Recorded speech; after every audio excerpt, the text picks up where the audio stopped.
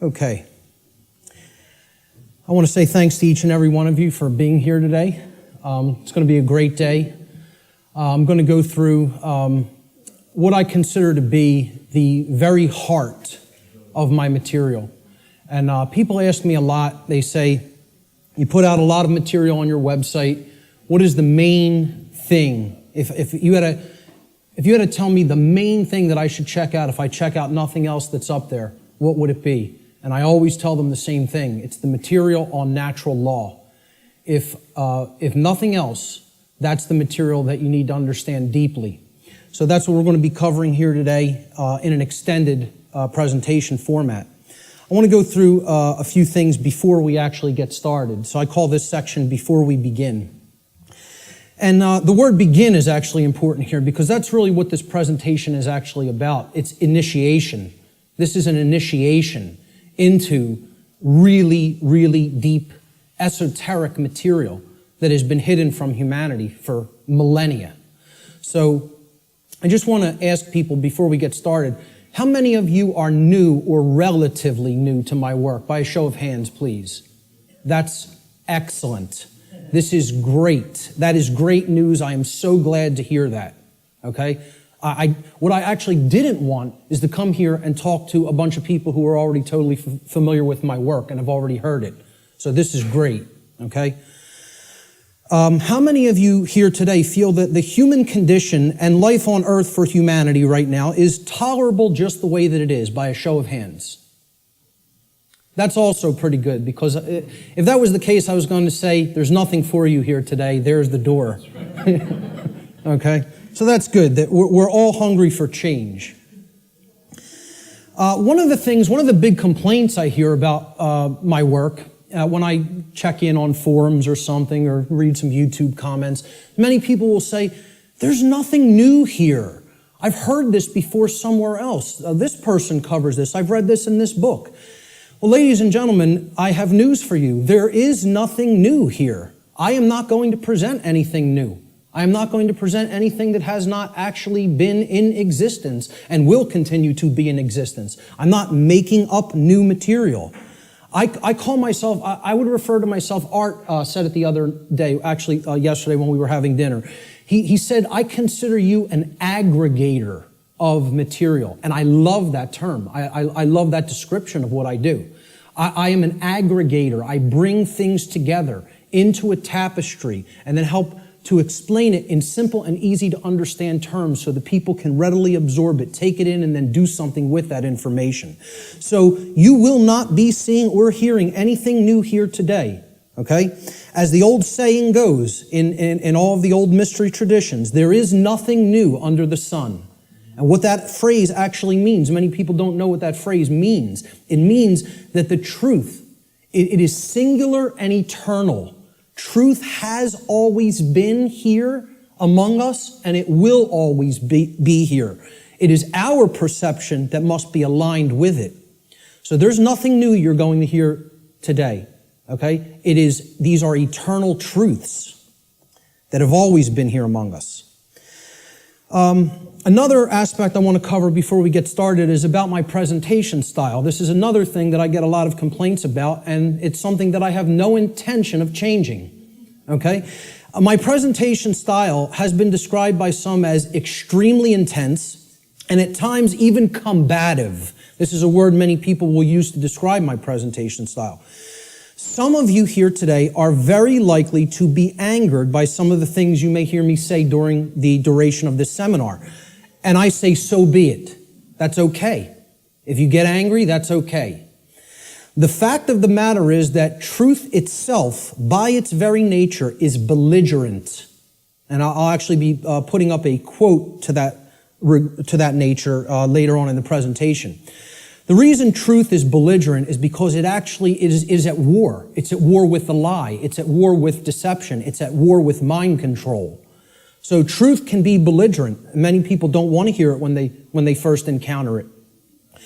So I tell people all the time, I don't do this.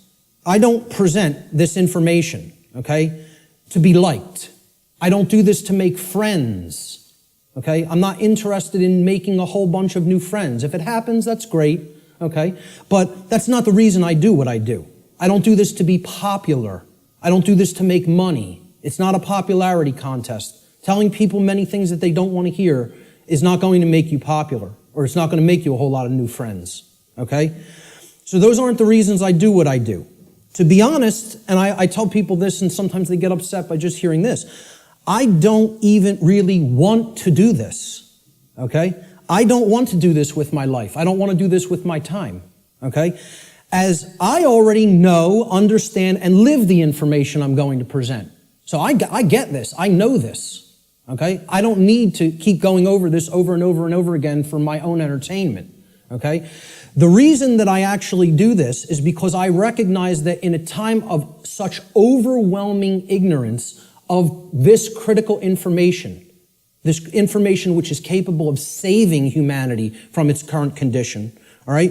The fact that I do already understand this information places me in a position of moral obligation and responsibility. That's why I do what I do. I'm in a position of moral obligation to speak this information to other people in an effort to help to get them to understand it and live it as well. And that is the reason I do this. Every person here today who wishes to take real world value, practical value from this seminar here today, I'm going to ask them to make a deliberate and conscious effort to do two things. The first is try to set aside, to the extent that you are capable of doing so, your perceptions of me as the presenter, okay? And this includes things like how you think I look, how you think I dress, the sound of my voice, my mannerisms, etc. Try to set those things aside to the extent that you're able to do it. And I know that's difficult for some. And I say this because paying attention to such trivialities will detract your own mental focus away from the information that is being presented today. And that's the worst thing that could happen, because it's the information that is important, not me. Try to ignore me and focus on the content. All right? The second thing I ask people to try to do is to be consciously aware of any of your own impulses that you may have here today, to immediately reject the information that is being presented in this seminar based solely upon your own initial emotional reaction, your initial emotional response to this information, okay? This is a logical fallacy. Okay, you cannot think with the emotions. So if you hear something you don't like or that angers you, that's okay. Feel the emotion. But don't just immediately say, that can't be true. And don't believe me either. It's about checking it. It's about a process of truth discovery. It's about doing your own due diligence and actually researching this material. Okay? But if you try to gauge the veracity, meaning the truthfulness of this information, solely based upon how it makes you feel when hearing it, you are committing a logical fallacy. Okay? So I ask people to try as much as possible to suspend immediate reactions of disbelief. Okay, and saying, no, I don't want to accept that, no, it can't be true, based on how something may make you feel that you hear today. That's very important to keep in mind. And lastly, this information, the entire seminar, is a tapestry. Okay, it's like pieces of a huge jigsaw puzzle. All right? It is meant to be seen and taken as a whole in its entirety. Now, I know I'm asking a lot here too, because it's going to be a long day. Okay? And my goal here, my work here, is to keep your interest and your attention and your focus throughout the entire course of this seminar. And that's a challenging thing to do. But what I'm asking people is, you have to try to see it as a whole. Because if you took the time to be here and you gave a monetary donation to be here, I'm highly recommending that you stay for the whole duration of the seminar. There's a reason for that. You're only going to get the full tapestry, especially if you're new to my work, by hearing this information in its entirety, okay? So if you don't do that, you'll probably not recognize the patterns, which is what this is all about. That's what this day is all about, pattern recognition, okay? that are inherent to this tapestry of information. And more likely than not, you'll have wasted the time that you took to be here today and wasted the money that you spent to be here today. So I don't want anybody to waste their time and their money and their attention, and I don't think you do either. So that's why I'm asking people, stay for the whole thing. You'll get the maximum value out of this seminar if you stay for its duration. So with that having been said, let's jump into the material. This presentation is called Natural Law, the Real Law of Attraction, and How to Apply It in Your Life. And I emphasize that term, real law of attraction. Many people will be familiar with the New Age variants of the so-called law or laws of attraction. And this is going to differ quite widely from what people have heard in the New Age community and in the New Age movement regarding what the law or laws of attraction are. These are the real laws of attraction you're going to be hearing today and hopefully understanding today. So let's start in. The first section is about teachability, the teachability of the student, okay? How does a student place themselves in the best position to learn?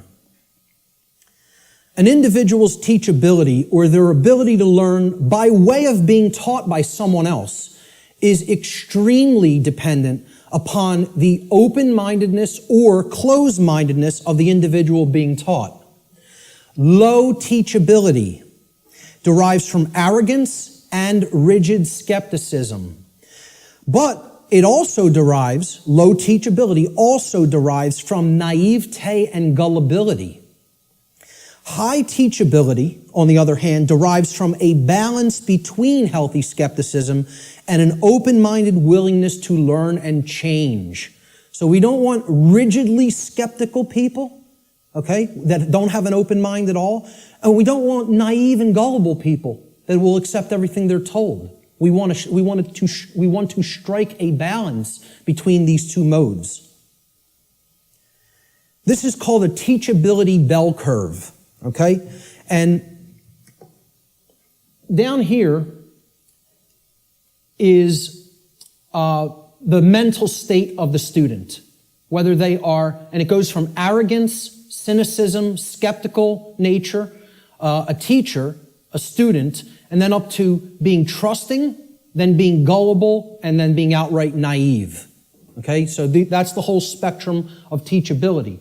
The best position to learn is up here at the top of the bell curve. This means you will learn the most if you are here. And that means you're in the balance between teacher and student. It means that you're somewhat skeptical and you're also somewhat trusting. It means that you're able to hold a proposition in your mind without accepting it or rejecting it immediately. It means you will consider the information with an open mind, okay, somewhat trustingly, but also somewhat skeptically.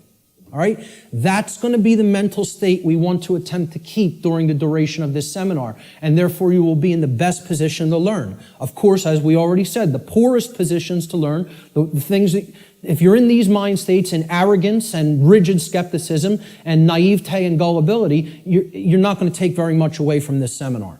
Okay? So we want to remain at the top of that bell curve if at all possible. Human beings should consider with great care where their information comes from, the source for the information. And this is because by refusing to present certain information and by influencing people to dismiss, to dissuade them from looking into certain information because they're telling you that it's unimportant or unnecessary to consider, many modern institutions like media, like so-called education institutions, are seeking to actually control human perceptions, or let's call it outright what it really is, to control the mind, okay? And therefore, to limit what human beings may even come to understand, and therefore by limiting what they are coming to understand, they're actually limiting what they're able to do, what they're able to change, what they're able to create in the world, okay? So you have to be skeptical of where your information comes from. And that's why I tell people at the very beginning in my lectures, do not believe me. The worst thing you could do is believe what I'm telling you. You need to look into it for yourself, and most of all, you need to do personal introspection to really feel inside of yourself whether this information resonates with truth. Everybody has that intuitive capacity. That also has to be turned on and engaged and used. All right? If anybody is coming to this seminar from the perspective of modern, organized, institutional bodies, meaning political thought, political agendas, political organizations, religion, religious thought, religious organizations. I'm talking about organized religion here, okay? What I call scientism. Not real science, but scientism. Science as set up by institutional bodies to be rigidly skeptical belief systems that blot out anything that could possibly say anything to the contrary of their pre-existing beliefs. I call that scientism. Okay? And of course, the New Age movement, which you could group that in with religion. It's just it's for those who don't fall into the religious mindset. This is an alternative religion proposed for them, and they call it the New Age movement. And I tell people, please don't think this is going to concur with any of these belief systems, with any of these boxes for consciousness. This presentation is going to shatter these boxes. It stands outside of all of these because these are limiters for perception and thought. They want to place everything in a box, say nothing outside of this box is fit for human consumption, so do not go there. And as a result, they act as a mind control influence. The other and biggest limiter of the human perceptions and the mind, and ultimately of our behavior, is money itself. If you want to talk about the biggest religion, if these other religions aren't big enough and powerful enough for you, there's the one that is the ultimate power in the world, the ultimate religion, the God of this world, if you will. Okay? So what I'm basically saying here is if you're already in a mindset approaching the, let's call it the discovery of reality or the exploration of reality from any of these perspectives, you will be sorely disappointed here today by what you're going to hear, because the information here falls well outside of any of these institutional limiters for consciousness, okay? The requirements for creating change and the role of knowledge. Let's talk about these concepts for a moment. Human beings everywhere say that they want certain things in their life, and they say that they want certain things to be present for all humanity, okay? We say we want certain conditions to be present for ourselves and our species as a whole. And we say we want things such as happiness, health, peace, prosperity, freedom, etc. And all these things are great things to aspire to. And we say we want them. Most people will say and tell you we want these things, all right? However, I don't really feel that they're truly being honest with themselves, okay? They'll say they want them, but then when you tell them, well, those aren't automatic conditions. They don't just magically manifest, okay? There are requirements for obtaining these conditions, okay? And people wouldn't say they want these conditions if these conditions were already omnipresent, right? They're saying that they want something because they don't have it at all, or at least in fullness, right? So when you tell them there's requirements for obtaining them, many people will say, oh, well, I may not be willing to go there. I may not want to exert that much effort. And they believe that somehow they're going to magically get these things, right? Well, this is what the real laws of attraction are about. It's explaining conditions that you want don't just automatically manifest by thinking of them or just having a feeling about them. This is a New Age deception. There are requirements for obtaining the conditions that we say we want. Requirement exists in nature. It does exist.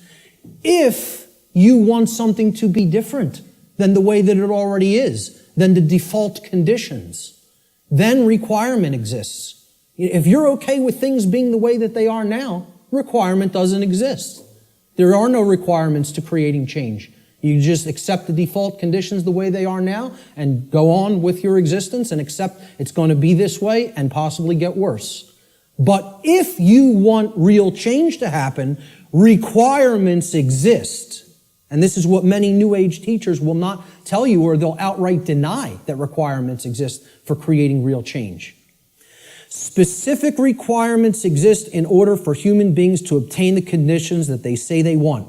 If the requirements for obtaining those conditions are not met, those conditions do not just magically manifest by magical means automatically. That's not how it works, folks. And that bursts a lot of people's bubble right off the bat. This is a key concept to understand. So what are these requirements? We need to know certain things. Knowledge is required. Knowledge that will spur us to action. That's what's required. Okay? Since human beings as a species do not already have the things that they say they want, and again, at least not in fullness. If we want to split hairs, we could say we have a modicum of what we may say that we want, but we don't have it in the fullness that we will say that we want it, especially societally, globally. Okay? So since we don't already have these things, it follows logically that the knowledge of the requirements to obtaining these things, okay, either must be absent. The knowledge is not present anywhere. Or if it is present, if that knowledge for obtaining those things, the requirements for obtaining those things, if that knowledge is present, then it must be willfully being ignored. It is here, and yet people aren't paying attention to it. They aren't taking it in and accepting it and doing anything with that knowledge. So they're ignoring it because it's uncomfortable. As long as this knowledge continues to remain either unknown or ignored, the manifestation of the desired conditions that we say that we want is impossible. Cannot happen. It is an impossibility for it to magically, automatically manifest without the requirements being met. And that's what we're going to talk about here today. What are these requirements? What is this knowledge? This knowledge is occulted, meaning hidden. Okay, now, how many people here came here today thinking that they were going to hear information about the occult by a show of hands? Okay, about half the room. Good. Okay, for the rest of the people, that may come as a shock. But what you have to understand right off the bat is that the word occult, it's simply derived from Latin, the Latin adjective occultus. Occultus in Latin means hidden, hidden from sight. And it's derived from the Latin noun oculus, which means eye. Okay? The word ocular in English means related to the eye or related to sight or vision. So what the occult is something, it is a body of knowledge that has been hidden away for a specific reason. And we're going to get into what that reason is. Okay, so from the term oculus or eye in Latin comes the verb occultare. Occultare means to hide, to conceal, or to keep secret. To keep hidden from the eye so that it cannot be seen. The information regarding natural law is occulted knowledge. It is knowledge that has been hidden from humanity. Okay, it's held by the few, which is represented here at the top of this pyramid. You can look at this as a pyramid representing knowledge or ignorance. At the top of the pyramid, you have knowledge. It's the higher you go in the pyramid, the more knowledge. Okay, but the pyramid tapers because at the top, very few people understand that information. Very few people have that knowledge and have actually integrated it into themselves to the point where it becomes understanding. All right? Down here, you have no knowledge, the ignorant masses. Okay? And up here, you have the people who are in the know, right? Who have this knowledge about how natural law works and are actually using it for a certain reason. We're going to get to that next, what that is. So please, as you go through this seminar, please keep in mind, if I ever use the term occult, all I'm talking about here is hidden knowledge. That's what it means. Occulted knowledge is hidden. Now, why would anybody want to hide knowledge that is extremely important? Well, there's a very specific reason, all right? But before we even get to that, we have to talk about what is this occulted knowledge? What is the body of knowledge? What does it comprise? When I'm saying the occult, the knowledge of the occult, what do I mean by that? All right? Occult knowledge constitutes two things. There's two general bodies of occult knowledge. In the actual mystery traditions and in occult schools, they talk about these as arcana, A-R-C-A-N-A, arcana.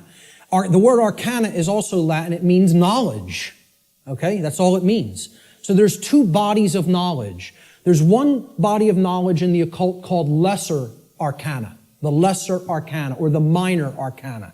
This means the knowledge of the microcosm, the knowledge of the small things. Okay? It doesn't mean it's less important.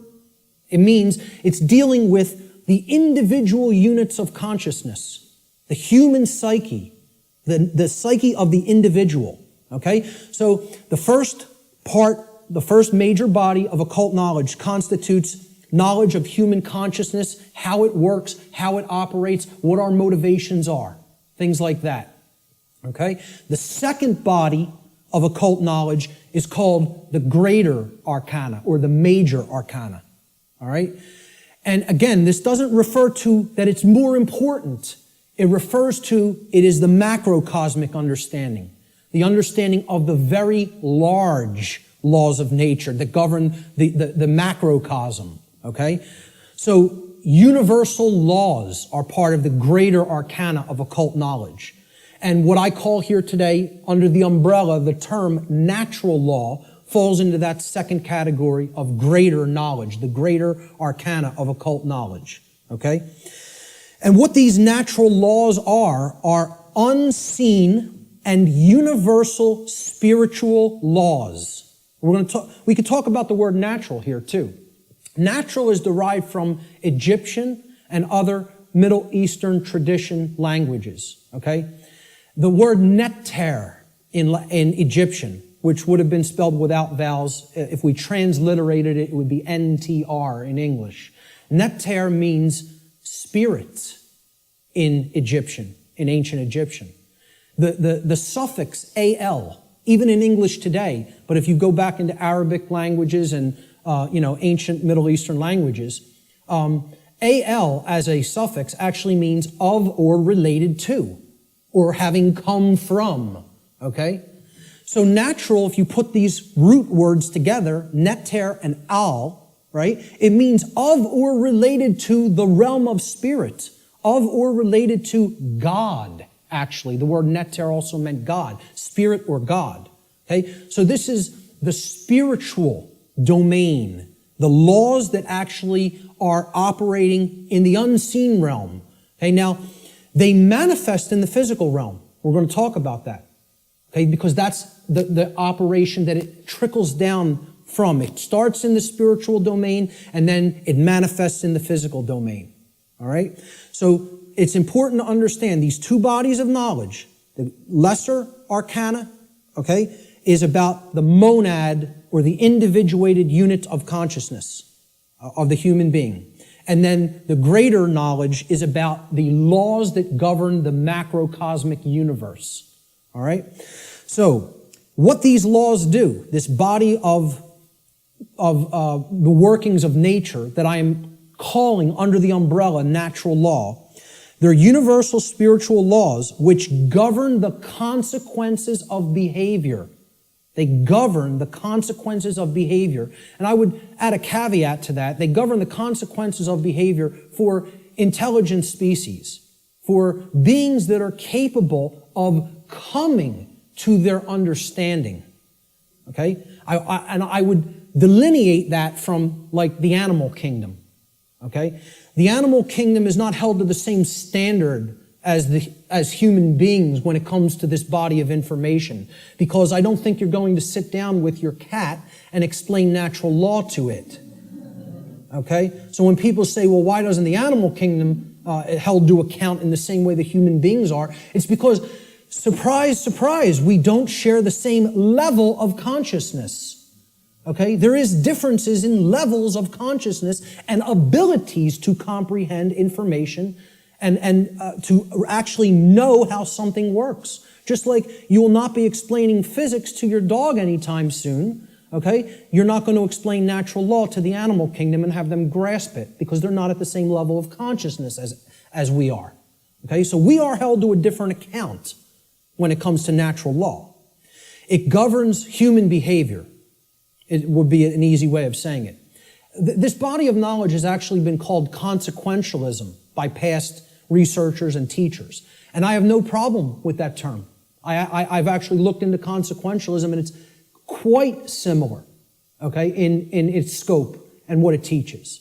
It's been called karma, karmic law, in many Middle Eastern and Eastern traditions, okay? And I have no problem with that term for it either. It has been called in some of the Western traditions and Christian traditions moral law, and I have no problem with that term either. Religionists have called it God's law, and I have no problem with that term either. I have no problem with any of these terms being applied to the umbrella of natural law, because that is essentially what it is. But we're going to get deeply into how it works and operates in our lives here today. Why is this knowledge hidden away from people? To what ends? The knowledge of the occult, the hidden knowledge about how natural law works and how consciousness works, is not commonly known. That's why it's not the exoteric. It's not given to the masses. It's the esoteric. It is reserved for the few. And there's a reason for that. It's been deliberately hidden away and kept from the general public in order to create and maintain a power differential. Because if someone else is an extreme level of knowledge, and they know how something works, like something as trivial as how human consciousness works, how human motivations work, how human perceptions work, how human beings can be manipulated.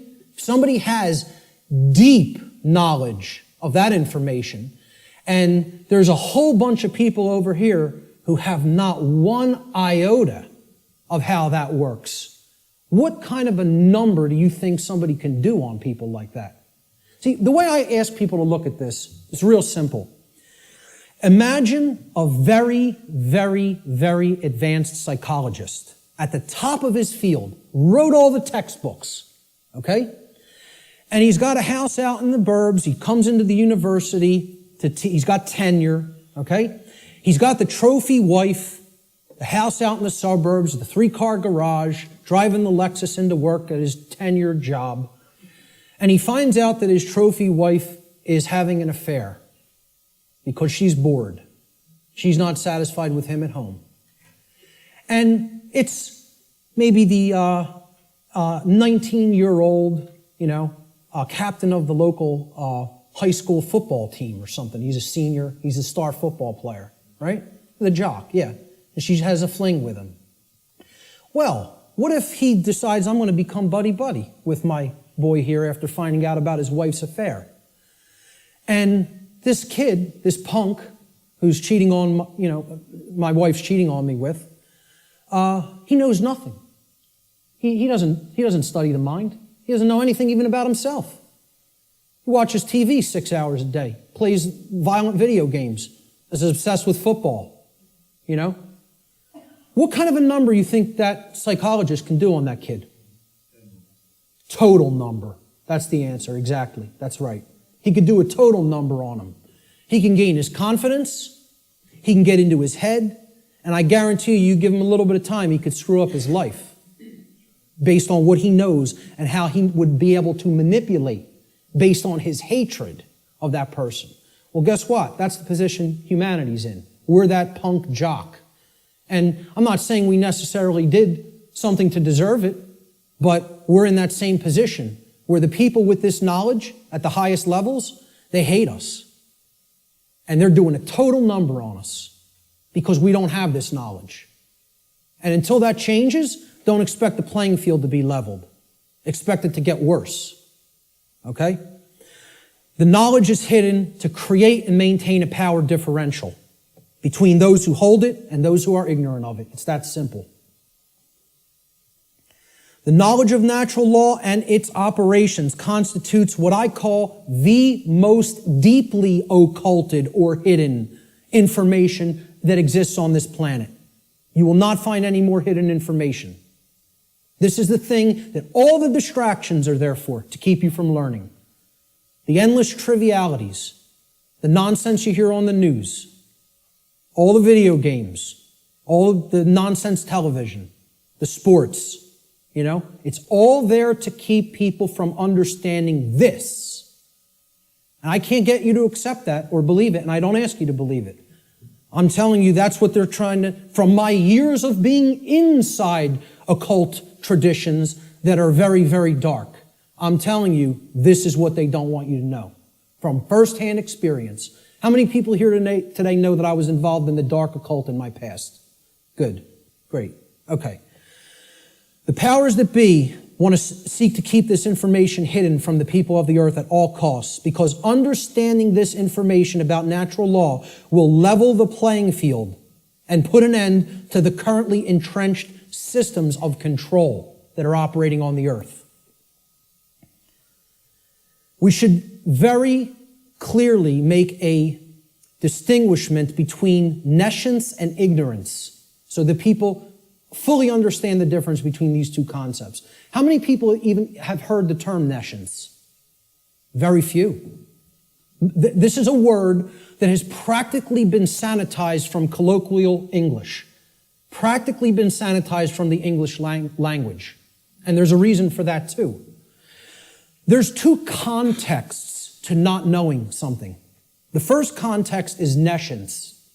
Okay? Nescience comes from the Latin. The prefix ne in Latin means not or not present or absent. Okay? And then sciere in Latin means to know. It's where we get the word science from. Okay? So you put them together, and nescience, it actually, those two roots form another word, nesciere. Nesciere in Latin means not to know, to not understand. But there's a connotation to it. It means to not understand because the specific information that you may be having a desire to understand is completely absent. It is not present, and you cannot actually aggregate that information. You can't bring those pieces of grammar together to form the sentence. Okay? It's not present. Okay, so you don't have it at all. It's unattainable. This should be clearly delineated from ignorance. Now, nescience is not someone's fault. The information just isn't there. Okay, you can't be blamed for nescience. There is no blame in nescience. The person who is nescient is not to be blamed for being nescient. The information simply wasn't present so they could take it in and then come to understand it. Ignorance carries blame. This is another thing. People want to think in the New Age movement there's no such thing as. Nobody's to blame. And that goes to that there's no cause for anything that's happening, as you'll hear a lot in the New Age circles. Okay? I very strongly put down these notions, or attempt to. Okay? There are causes and effects. There are people who are responsible for what is happening. There is blame. Blame exists. Okay? There are people who are culpable. We're going to talk about moral culpability later. So ignorance has blame attached to it and responsibility attached to it. Okay? It comes from the Latin verb ignorare in Latin. And this means not to know, just like nescience means not to know, but in a completely different connotation. The connotation of ignorance means you don't know even though necessary information is present and right there before you, because you have willfully refused or disregarded that information. Whether you've refused it because it made you feel uncomfortable, or whether you disregarded it because you felt that's not important for me to know. I don't need to know that. Or you feel you already understand something that contradicts with what's, the new thing that you're hearing or seeing. Okay? So when you willfully disregard something, okay? If I wanted to willfully disregard the gentleman sitting in the front row, he's present. I could just pretend he's not here and ignore him. That's what ignoring is. This is why I try to say to people, the impact of the word is almost lost to us, of the word ignorance, because of the way it's pronounced. I tell people, start pronouncing it ignorance. Ignorance. Then people will hear the word ignore in it, and the connotation becomes clear. It means you're ignoring it. Ignorance. Okay? That's how I like to say it now. Because the connotation is clear that way. The information is there, the truth is there, and somebody wants to ignore it completely. Now, that is inexcusable, and there is blame that is attached with that. So what I ask people all the time is, do we have a nescient society, or do we have an ignorant one? Do we have an ignorant one? Is our society ensconced in nescience, or is it ensconced in ignorance? I would argue absolutely that we are ensconced in ignorance in society, not nescience. I think we are drowning in information. I think we are drowning in the truth that is all around us. But people are ignoring it, largely. Not everyone. There's many people who are very hungry for it and taking it in as fast as they can, But I think the majority of human beings are in the state of ignorance, even though the truth is present all around us. And that constitutes what Art talked about earlier, this consensus trance, which people in the so-called truth community or truth movement have likened to sleep. They say that they are asleep. I liken it to hypnosis. If you look at the origins of the word hypnosis, right? It means suppressed knowledge. It comes from Greek. Hypo means under, as in hypodermic, under the skin. And gnosis means knowledge. The suppression of knowledge. Hypo means suppression also, under and suppression.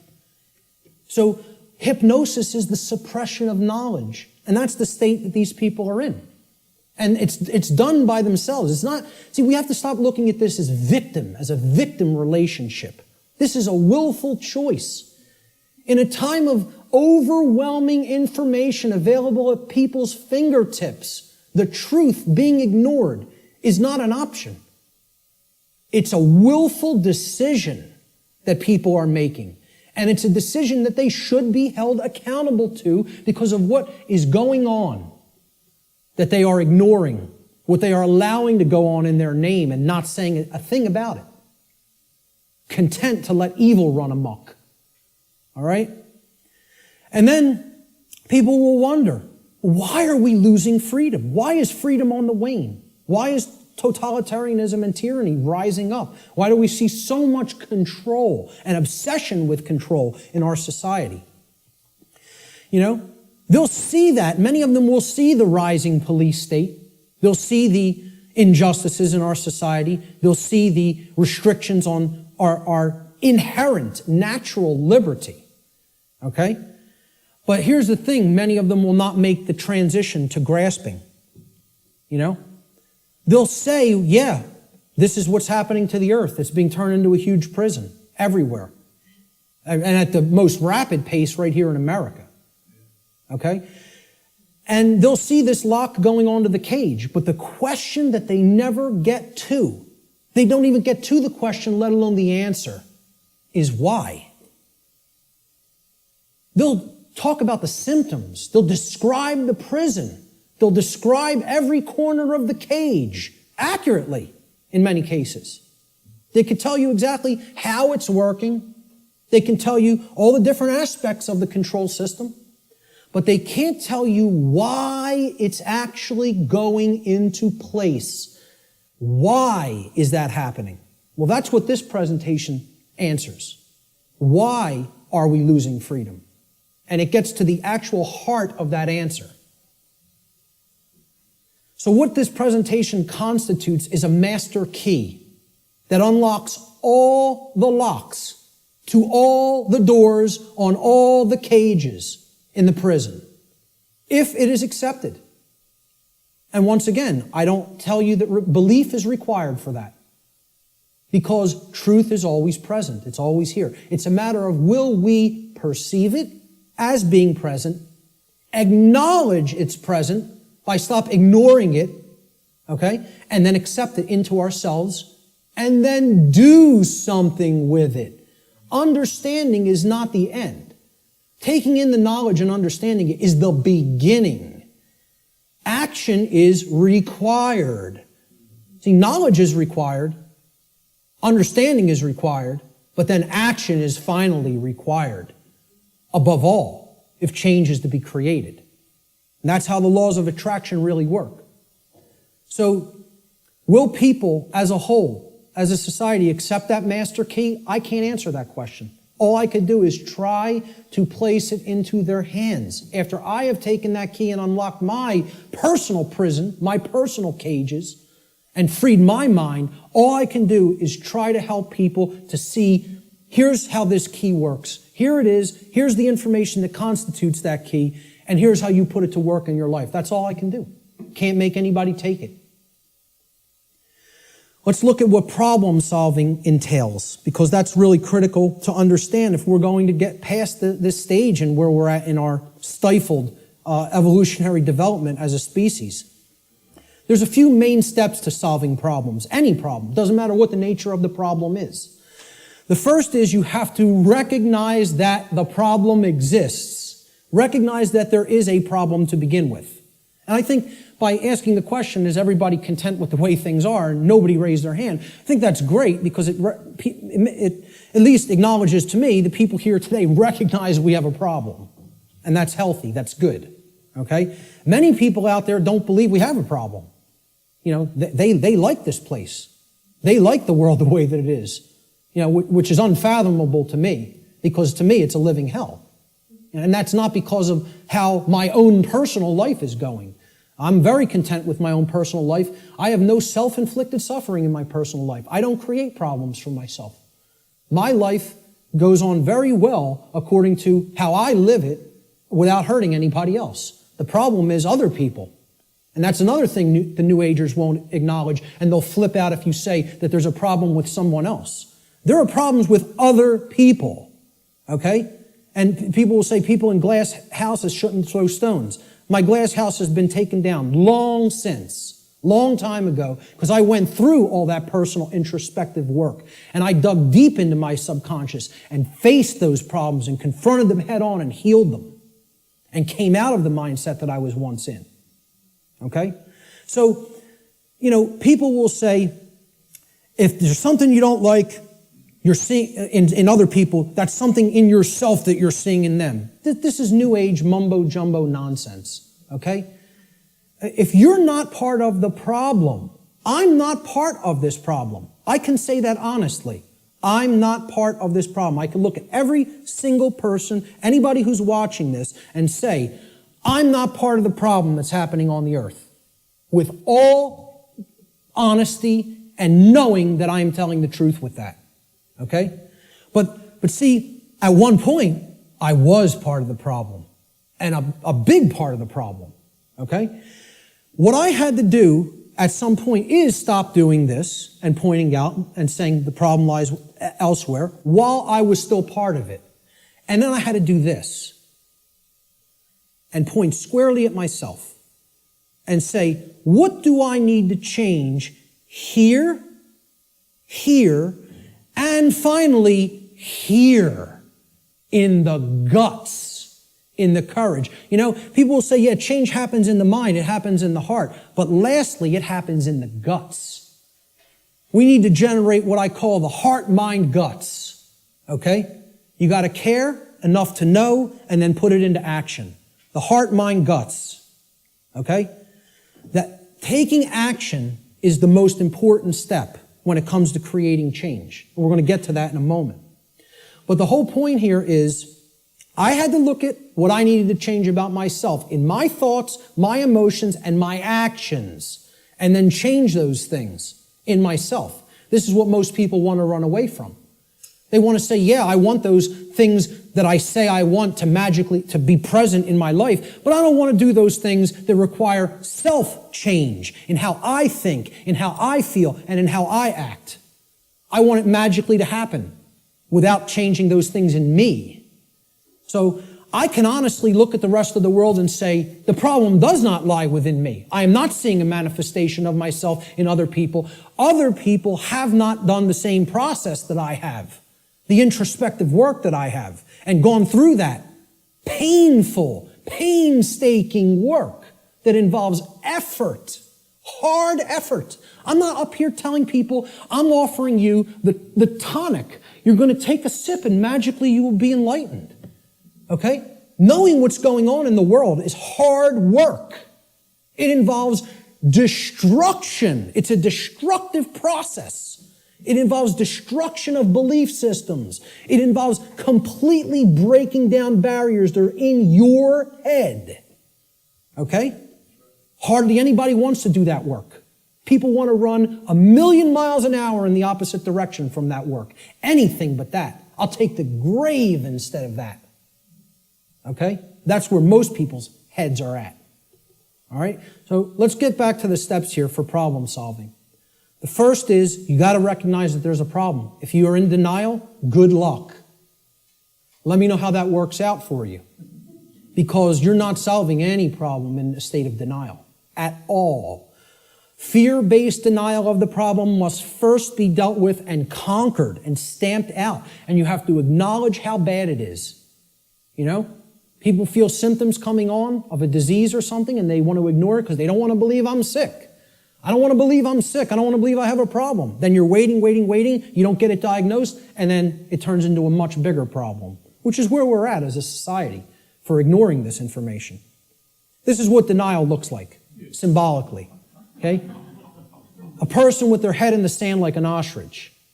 And please take note, ladies and gentlemen, when you're in this position, when you're in the position of denial with your head in the sand, you're on your knees with your ass in the air.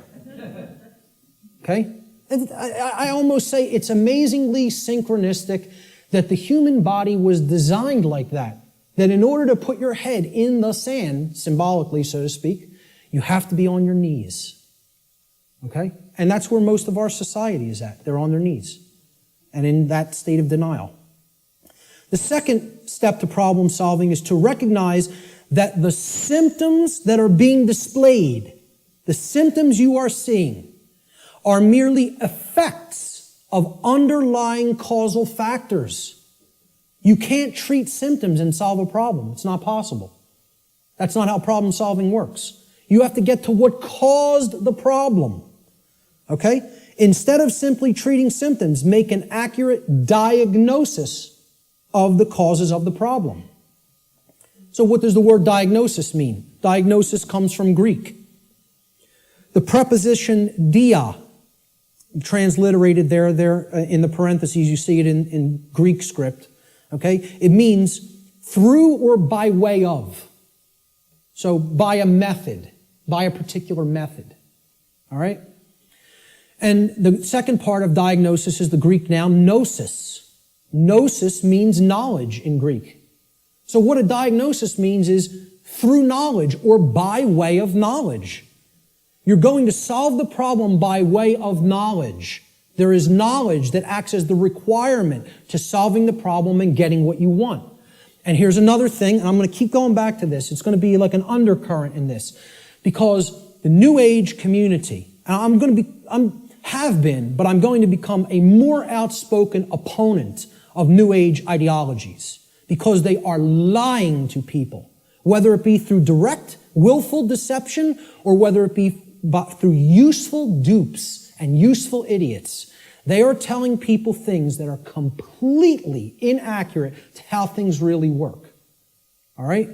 Because they want to keep people suppressed and non-active. They want people in acceptance mode of everything. Accept, never rebel. Okay?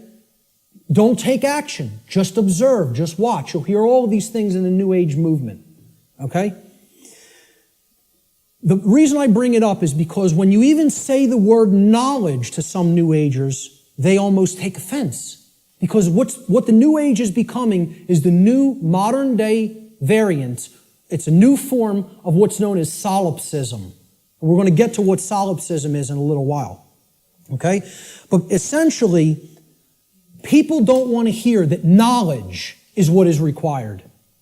Because the attainment of real knowledge, not pseudo-knowledge, real knowledge, requires work. It requires effort. It requires reading. It requires listening. It requires watching. And you know what most of all it requires that people don't want to give up? Who can tell me? Time. Thank you, sir. It requires time. There's one of the currencies people don't spend, on many things that they don't feel they can get immediate gratification from, which is why immediate gratification is so stressed in our society by the control system. That's what keeps people in their ignorance. So a diagnosis means if you're going to get well, you got to have the knowledge of the underlying causal factors that led to the creation of the symptoms. You're not going to treat the symptoms and get well. You got to have the knowledge to get to the causal factors, to find out what cause put this into effect. And we're going to talk a lot about cause and effect. The third step to problem solving is, through the knowledge that you've acquired now, via making an accurate diagnosis of the problem of the causal factors, right? You're going to then put that knowledge into action. Understanding what created the problem is like step 2, right? Stop being in denial. Understand what caused the problem. Act on the knowledge you now have to solve the problem, to make it right. Okay? So action is required. We make the diagnosis, then we have to take the required action necessary to rectify or to set right, which is what the word rectify means, the causal factors that led to the manifestation of the problem. Let's talk a little bit about the concept of what truth is, how I refer to truth in all of my work. Because people have a real deeply mystified concept of what truth is or what it means. They'll get into all these really deep abstract discussions of the mind of God and, trying to get into quantum theory and everything. This is mystification of the concept of the truth. And we have to demystify it. We have to bring it down to real simple, easy to understand language that anybody can comprehend. And then really completely delineate that from perception of any given thing. Because the two are not the same. When people say perception is reality, nothing could be farther from reality than that statement. Perception is not reality.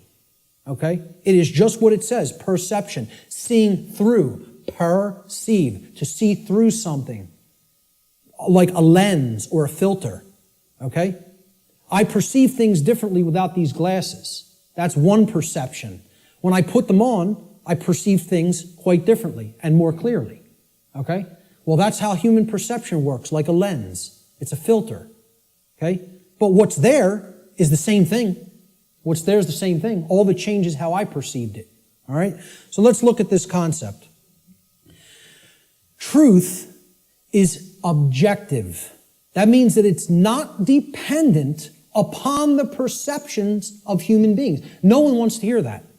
That is a direct assault, a direct frontal assault on the human ego. Because everybody wants to hear, my perceptions are important. And we want to also believe my perceptions are accurate. Okay? Now people will say, well, what makes you say your perception of this topic is going to be accurate? That's because I went through the process of having to admit over and over and over and over and over again, endlessly, how wrong I was about my former perceptions. I went through that destructive process of breaking down my former belief systems, of breaking down my former emotional patterns, of most of all, changing my behavior. That's the thing that's the most destructive because we get attached to our behaviors and patterns. So asking people to change, I recognize it's not easy. It took me probably about 8 years of my life to do it. Most people don't want to spend a minute on creating personal change, let alone 8 years. And, when I look at myself, in all honesty, again, none of this is to sound egoic or to toot my own horn, but I look at it like I was a mild case of ego entrapment, a mild case compared to where I see other people at. I feel like I was the, very brittle stone that just needed to be hit with a chisel a few times and it broke into powder. Other people are hardened granite or diamond. To break them down is going to take enormous effort and work. And most of them don't even want to do it. They're so calcified, they've been so compressed into that hardened state that they don't even want to start. So I realize telling people your perceptions are not what really matters, that truth isn't based upon how you perceive things, that it's independent from your perceptions. Most people don't want to hear that. They don't want to hear that. Human beings' perceptions are capable of wavering. They can waver slightly from the truth, and they can waver wildly from the truth. All right? What truth is that which does not waver. It doesn't move.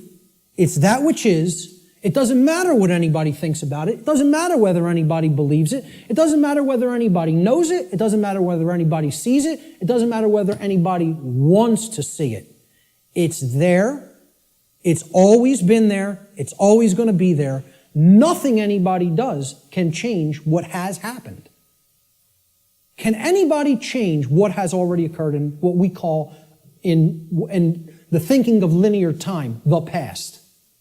Not one person here is capable of doing that. Let me tell you something. Not one being in the entire manifested universe is capable of doing that. Because that which has already occurred is set in the record of the universe. Nothing can change the past. Ever. Great movie on this. Watch the new movie, The Time Machine. Not the original 50s version or 60s version. The new one. I think it came out in late 90s or early 2000s. Okay? This movie got crushed in reviews. Crushed. Whenever reviewers crush a movie and give it the worst ratings, go see that film. Because I guarantee you there's very important allegorical concepts that you need to understand embedded in that film, and that's why the reviewers crush it, because they don't want you getting any ideas, This movie got crushed in the theaters, and I'm telling you, it's one of the best films to understand the concept of the absolute impossibility of changing the past. The past cannot be altered. You know what can be altered? The future. That's what that movie's about. And you know where the alteration of the future begins? In the present moment. That's exactly right. That's the only place it begins. Okay? So what truth is, the demystified concept of truth, is it's simply that which already exists. It's that which has happened in the past and is happening in the present moment. The truth does not exist in the future. When we get to those future moments and it's the present, truth will be existent then. But not until, okay? So there is no such thing as truth in the future. Truth is that which has occurred in the past and that which is occurring in the present. It is simply that which is and that which has been. Please recognize when I use the word truth, that is all I'm talking about. I'm not talking about the mind of God. I'm not talking about the entire reason for the existence of the universe. I'm talking about the events that have taken place in the past and are taking place in the present. That's all. And guess what? That's all the truth is. It doesn't need to be any more complicated than that. Okay? You want to make it more complicated than that, call it something other than truth so as not to confuse people to what truth really is. Truth versus human perception. Okay? Now, I want to ask people to imagine, see these white lines? Imagine these white lines that do not waver as truth. And imagine that the perception that is set against the truth, we're going to take three different individuals. This is individual A, this is individual B, this is individual C. Okay? Their ability to perceive what has occurred and what is occurring is what I would refer to as consciousness. Okay? Consciousness is a being's ability to recognize patterns and meaning with respect to those patterns. Meaning you have an accurate understanding of what's taking place within and around you, or you have an inaccurate understanding of what's taking place in and around you. If your consciousness is high, meaning it's at a high frequency, okay, that means you're going to have more of an ability to understand and recognize the patterns. If your consciousness is low, you're at a low frequency, you're going to see the pattern less. You're not going to accurately perceive. So I liken this to a waveform. In simple, physics, a wave, this is a simple sine wave, okay? It has its crest here and its trough here, okay? And then the pattern repeats, goes up to the crest, down to the trough, and it repeats over again. The distance between the either crests or troughs of the wave is called the wavelength, okay? The longer the wavelength, the shorter the frequency. What that means is how frequently is it going to be intercepting the line that represents truth? How frequently is it going to be aligned with this line, which we are calling truth? Okay? Now, can everybody just, with that explanation, understand this simple model and what I'm talking about here? Is that clear? Okay, because it's important. Because this is a low frequency vibration. It's a low frequency wave. A wave like this, if it was an audio wave, would produce a low frequency, would produce a low bass tone. Okay? As we go up to a higher frequency, you can see the wavelength is shorter, meaning that it intercepts the line which represents truth much more frequently. We can count them. 1, 2, 3, 4, 5 here. 1, 2, 3, 4, 5, 6, 7, 8, 9 there. Okay? So this is a higher frequency vibration. And we go up to an even higher frequency. Let's say person C has this consciousness. They have a higher frequency. Okay? And they're intercepting the line that represents truth much more frequency. I won't count those out because there's a lot of them, okay? The higher the frequency, the more in tune with truth we are. What would happen if this frequency became infinitely high? What would it become? It would be indistinguishable from a line. And therefore, someone would be aligned to that which is. The higher the level of consciousness or frequency, which is their perception of reality being accurate, okay? Not wavering as much from the truth, because it's hitting it in more places. We would basically, this wave would turn into a line at some point, the higher the frequency went. Think about this in sound, right? You hear a low bass tone, it's like, then it goes up, and it would go eventually outside the range of human hearing, because the frequency went so high. Same concept here. The higher the frequency, the higher the perception of reality, the quality of the perception is going to be. Okay? The concept to keep in mind here is perception is not reality. It's the filter we see reality through. What the human being's work is to do is to align their perception to the reality which exists, which is truth. We need to set aside what we want the truth to be and look at what it is. What it is altogether different than what we want it to be. But until we recognize what it is, we're not even in a position to make an accurate diagnosis of what's going on and therefore create what we want it to be. So I'm going to give the first quote here. It comes from a gentleman I personally greatly respect. How many people are familiar with Travis Walton, by a show of hands? Hardly anybody in the room. Wow, 2 people. Amazing. And I know Barb is in the back because we've met him personally. I spoke with this gentleman at a conference last year in 2012. And I just want to say, I just think he's a totally genuine individual. I don't care what anybody thinks of me saying that, okay? I believe him. Do I know factually that what he claims happened to him did? No, I do not. But I believe what he is saying for a reason. when I am around somebody, especially for any length of time, I think my intuition is good that I can get a feel for their heart.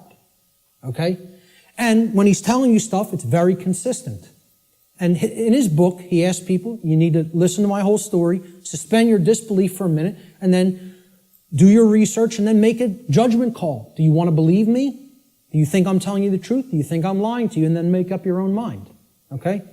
And who Travis Walton is, he was claims that he was an abductee, that he was taken on board an extraterrestrial craft at a point in his life. He disappeared for days. They were out looking for him, and his best friends were accused of murdering him.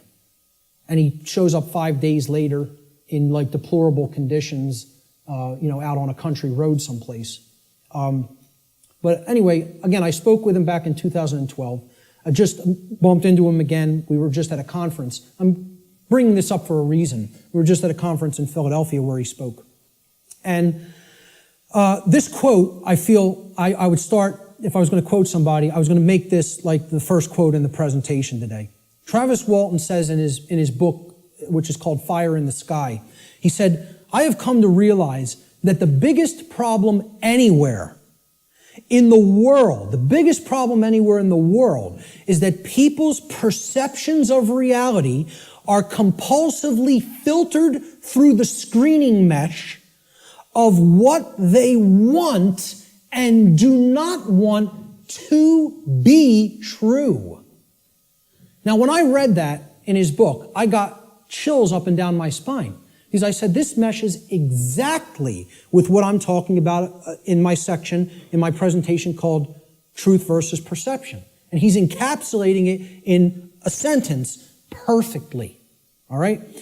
We want things to be true.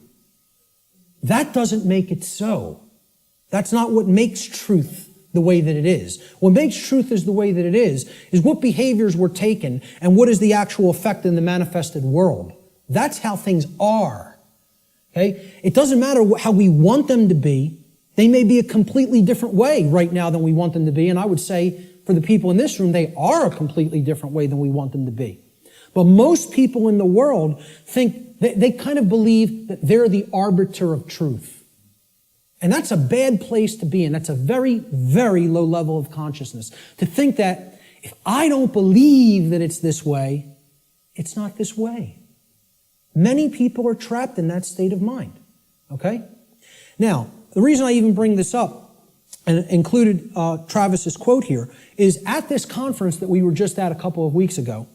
Okay? I didn't speak at it. I tabled at it. A woman came up to my table and she picked up my New Age Bullshit DVD, which is available here today in the back. And she said, "What's this about?" With a real skeptical look. And I explained, well, it's a 7-hour extended video podcast that has many, many slides, okay? I gave a shortened version of it at the Free Your Mind conference in Philadelphia. And this is the extended version that goes deeply into the deception of the New Age movement and how it is a religion that is designed to suppress the masculine side of the personality, which is the side that actually takes action and creates change. Okay? And that's, of course, pushed by the sacred feminine, which is care and creativity, and compassion. Right? Both need to be present. We're going to talk about that here today. But I said this is about the suppression of that masculine energy. And that's what the New Age movement is about. The suppression of the masculine. Right? So I said what the New Age religion wants to teach people is just accept everything the way it is, no matter how unjust it is, no matter how deplorable the conditions are, no matter how much evil is taking place in our midst. Accept it. That's the New Age religion. And here's what she said. That's exactly how I am. I just accept everything. I don't make any judgments on anything that occurs, no matter what it is, no matter how it's perceived. You want to perceive it as evil? That's your judgment. I said, yes, it is my judgment. You know why? Because it's evil. It really is. There is such a thing. I said, and you're content to let evil run amok and take this whole world because you don't want to act. Because what's really there is cowardice. That's what it really is. Okay? And she didn't want to hear that. She said, I prefer not to see it that way. Now, align this with the quote. I prefer not to see it that way. Okay? And I hope by some miracle she happens to see this presentation at some point. Okay? And, you know, in hindsight, I didn't say this to her on the spot, but I thought about it for a little bit the next day. And what I should have really said is, no, you prefer not to see, period. That's the truth. Okay? So I prefer not to see it that way means, no, I want to ignore reality. I want to believe what I want to be true is the way that it already is. And this is what the New Age hoax is peddling to people. Okay? So, great quote that I thought accurately sums it all up. See, this woman also told me that she is a follower, quote unquote, of the New Age ideology that is referred to as the Course in Miracles. How many people have even heard of this? A lot of people. Okay? You know what that is? It's called solipsism, wrapped in a nice, neat new package. Solipsism. How many people are familiar with the ideology called solipsism? Good. More than I would have thought. Most people have never heard of this. Okay? Solipsism is a completely egoic and destructive ideology that has absolutely no bearing or resemblance to truth in any way. And the people who are solipsists are mentally ill. I'm not even going to provide any evidence of that. I'm telling you, you need to research this religion and sickness for yourself. It's a mental illness. A solipsist is a mentally ill person who should probably be somehow removed, segregated from society, and institutionalized until they are made well, because they are a destructive influence on society. This is what I focused on podcast number 1 of my podcast series and radio shows. I went into the ideology of what solipsism is and how destructive it is and how it's a religion. Okay? What this is, well, first of all, let's look at the word. And you'll notice I'll be breaking down words all day long. Because if you don't understand where words came from, you don't really understand what they really were intended to mean. Regardless of whatever connotation they may have taken on in the modern world, the intended meaning of the word, the original meaning, is derived from its etymological derivation. You need to go into the ancient languages, Latin and Greek roots and other languages, Germanic, Arabic, etc., and you need to break down the words from their etymological origins. Then you will understand their real meaning. And I'm telling you, you do this, and the top of your head will blow off by what you will find, by what words we speak on a daily basis actually mean, and we have no idea what they mean. Okay? So the word solipsism comes from the Latin adjective solus, which means alone or one. And then the Latin pronoun ipse, which means self, myself, etc. Okay? The ideology of solipsism is that nothing exists outside of me. I'm the only being that exists in creation. Or essentially, it's another way of saying I'm God. Okay? That my perception is the only real perception and no one else is here. Now imagine that. Now, what I'm essentially telling the audience here today is your perceptions are not the truth. You have to work to align your perceptions with the truth. That's damaging enough to the human ego, okay? If I just said, none of you exist, I'm only perceiving your existence, I'm the only one who exists, imagine how egoic that statement is, and actually how demoralizing it is to other people. You're even telling them, I don't even consider that you exist.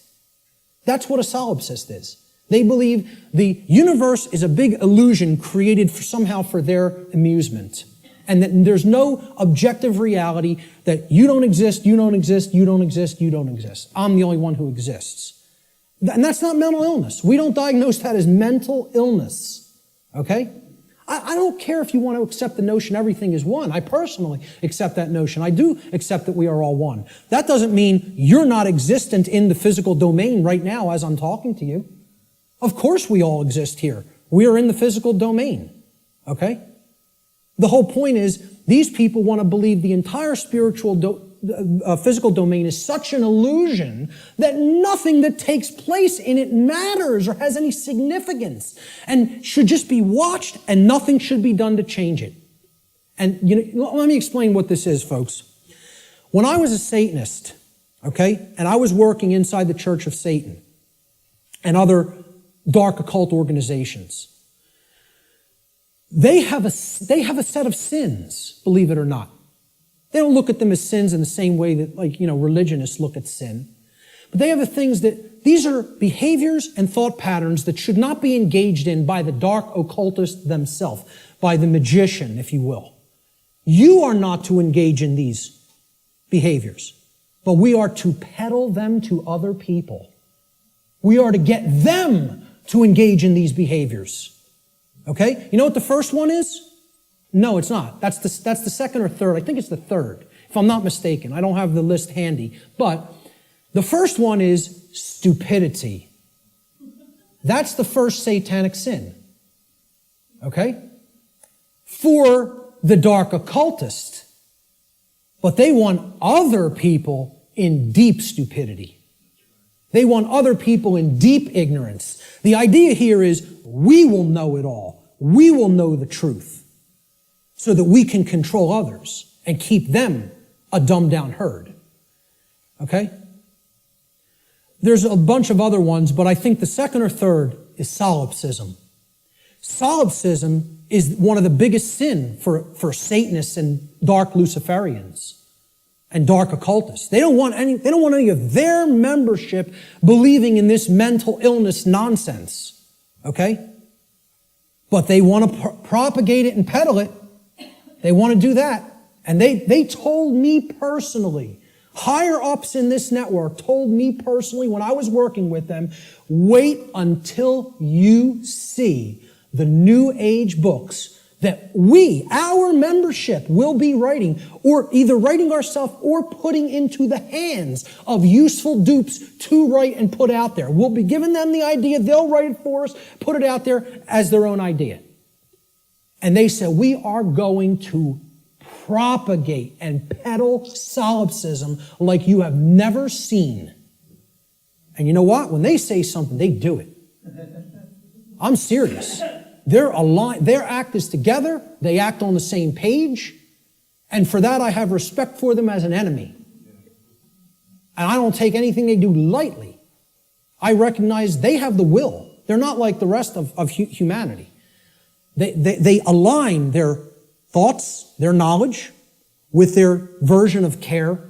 It's not like our emotionally based care, but they care about what they're doing, and then they act. And when they act in concert, and they get it done. Okay? I'm not saying, I agree with any of their agenda, because I don't, and I'm trying to stop it. But I have respect for their unity. They are unified and on the same page, and humanity is not. And that's why, in all honesty, we're having our rear ends handed to us in this spiritual battle right now. At least right now. Solipsism is the ideology that only one's mind is sure to exist. Solipsists contend that knowledge of anything that is outside of one's own mind is unsure, and hence there is no such thing as objective truth. Okay? No such thing as objective truth. And therefore, nothing about the external world and its workings can actually ever be known. Just think about that statement. It's saying no one can ever know anything. You cannot come to know anything at all. There is no such thing as knowledge. So what I would say to somebody who's following the quote-unquote Course in Miracles, or Course in Solipsism, or Course in acceptance of all forms of evil in this world, is you can't know anything by reading the Course in Miracles, because nothing can be known. Why would a solipsist ever pick up a book? Why would a solipsist ever watch anything, any video? Why would a solipsist ever engage in a conversation with another human being? Tell a solipsist you can't know that you're going to fall off that cliff, so why don't you go try to walk over it and see what happens? Because you can't be sure of anything. They won't do that, though, you know? The whole point here is this is a religion. This is a New Age religion. And I'm telling you who it's peddled by. It's peddled by the occultists who have the knowledge of how natural law works and are trying to put out whatever ideologies they can, destructive ideologies they can, to get people not to understand it. Or to even go so far as to believe that nothing can be understood. Why would you bother to look into natural law? Nothing can be known. It's unbelievable that anybody would be so gullible and naive to fall into this mindset. Let me just tell you what it really is. It's a person who has given up on life. They feel that it's so difficult to know anything and they don't want to do the work to come to that level of knowledge that they've just said, I don't believe it can be known. That makes me feel more comfortable in my ignorance and laziness. That's the truth about what solipsism is. Okay? And that's the truth about my friend I bumped into at the MUFON conference. And I'd say that to her face. Okay? So, we have to realize we're battling this force. This religion is on the rise. Solipsism is on the rise. More people are becoming solipsists or solipsistic in their beliefs, in their thought processes. Let's look at some basic definitions and working definitions. Now, first thing we're going to define is definition. Let's define what a definition is, okay? A definition is an exact statement, a statement of the exact meaning of a word, all right? We're looking for an exact meaning, not a connotation, not a maybe or a like or a somewhat. We're looking to narrow the focus. That's why it definites it. It makes it finite. We're taking it not infinite, we're finiting it. We're making it finite, okay? We're actually limiting through words what something means so we can be clearer about what we're saying, okay? It's an exact statement or description of the nature, scope, or meaning of something.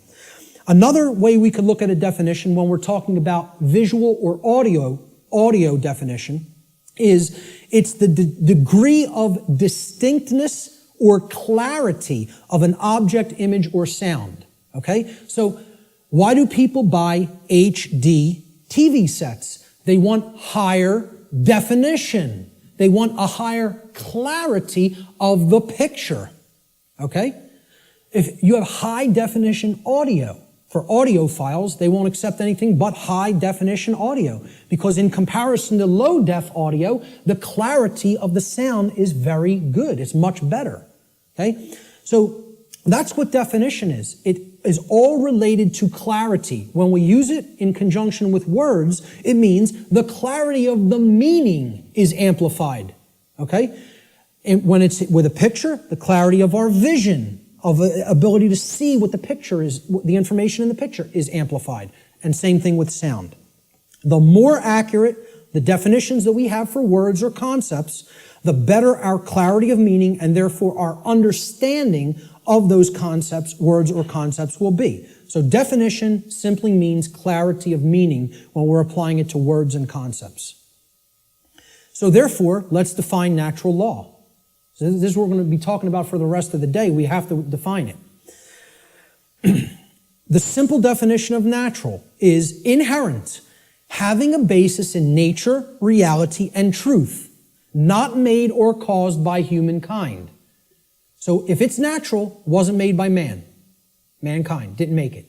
Okay? And again, the origin of the word, neter in Egyptian, means spirit, and all means of or related to. So of or related to spirit.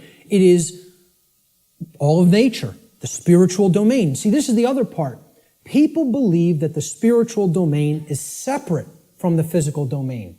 This is a huge thread and a huge central focus in all of my work. If you think the spiritual domain is not where you are at now because you're in the physical domain, you're mistaken. If you think that the spiritual domain is someplace other than the physical domain, you're also mistaken. If you place emphasis on one above the other, and say, well, this one takes precedence and this one's not important. Either way you do it, whether you say the spiritual is more important and the world of matter should not be given any significance, it's imbalance and it's not true. Okay? Or if you say, hey, like scientism does in many, left brain scientism, the material world is all that there is. This is just a dead mechanized clockwork called the universe, and it happened by accident for no reason. And there's no such thing as the spiritual domain. Both of these worldviews, and we're going to get to a breakdown of these worldviews, they're completely inaccurate, they're not based in truth, and most of all, they're based on brain imbalance. And we're going to see how one of these worldviews or another develops when either the left brain hemisphere or the right brain hemisphere has taken precedence and dominance within the individual consciousness. So, natural means spiritual. These words could be used interchangeably. So when I'm talking about natural law, I mean spiritual law. Unseen spiritual laws. But overall, the dictionary definition of natural is it's inherent to nature and it's not made by man. The word law the definition is an existing condition which is both binding and immutable. So let's look at each one of these words. Existing. It means that it is present. It is present. Okay? It cannot be just ignored and expected that, that doesn't make it true and it's not going to have an effect. It's there. It's present. That's why it's a law that it's in operation. That is in operation. It is binding. Binding means it has an effect. It means it doesn't matter whether you believe that it has an effect. It doesn't matter whether you understand that it has an effect. It doesn't care. And this is another big hammer to the ego. The human ego wants to hear what it wants to hear. One of the things it wants to hear is the universe cares about you. Personally. It cares about John. It cares about Bob. It cares about Mary. It cares about Elizabeth, whatever, okay? Cares about you individually as a being. Now, you could go so far as to say you believe that the creator of the universe cares about you. I'm not denying anybody or saying don't think that. What I'm saying is that the laws of the universe don't care about you. Laws have been created in this realm that work flawlessly, 100% of the time, flawlessly. Let me ask people to envision this scenario to try to clarify this. A couple are on a picnic. They're out in a state forest or something like that. They're on a picnic. About 50 yards away from where they're at, okay, there's a pretty tall cliff, maybe about 200 feet, okay, and it ends in some jagged rocks. They brought their 2-year-old child on the picnic with them.